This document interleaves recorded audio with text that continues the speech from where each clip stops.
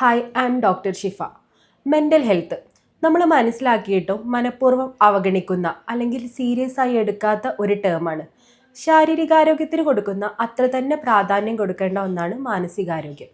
Mental health നമ്മൾ 3 ഭാഗങ്ങളാക്കിയാൽ emotional wellbeing, ഒരു problem വരുമ്പം നമ്മൾ അതെങ്ങനെ അവെയർ ആവുന്നു അല്ലെങ്കിൽ അതെങ്ങനെ മാനേജ് ചെയ്യുന്നു എന്നുള്ളതാണ്. Emotional wellbeing, how you act, how you interact എന്നാണ്.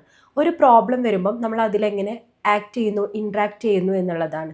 കോഗ്നിറ്റീവ് വെൽബീയിങ്, ചിന്താരീതി, മോട്ടിവേഷൻ, ഗോൾസ് എല്ലാം കോഗ്നിറ്റീവ് വെൽബീയിങ്ങിലാണ്. മെൻ്റലി പ്ലസ് ഫിസിക്കലി ഹെൽത്തി ആകുമ്പോൾ മാത്രമാണ് നമ്മുടെ സ്വഭാവത്തിൽ അത് റിഫ്ലക്റ്റ് ചെയ്യുകയുള്ളൂ. നല്ല ഭക്ഷണം, ഉറക്കം, എക്സസൈസ് ഇതെല്ലാം മെൻ്റൽ ഹെൽത്തുമായിട്ട് വളരെ അടുത്ത് നിൽക്കുന്ന കാര്യങ്ങളാണ്. ഇനി എപ്പോഴെങ്കിലും നിങ്ങൾ ഇമോഷണലി, ബിഹേവിയറലി, കോഗ്നിറ്റീവ്ലി ഓക്കെ അല്ല എന്ന് തോന്നുകയാണെങ്കിൽ നിങ്ങൾക്കൊരു സൈക്കോളജിസ്റ്റിൻ്റെ സജഷൻ തേടാവുന്നതാണ്. Thank U.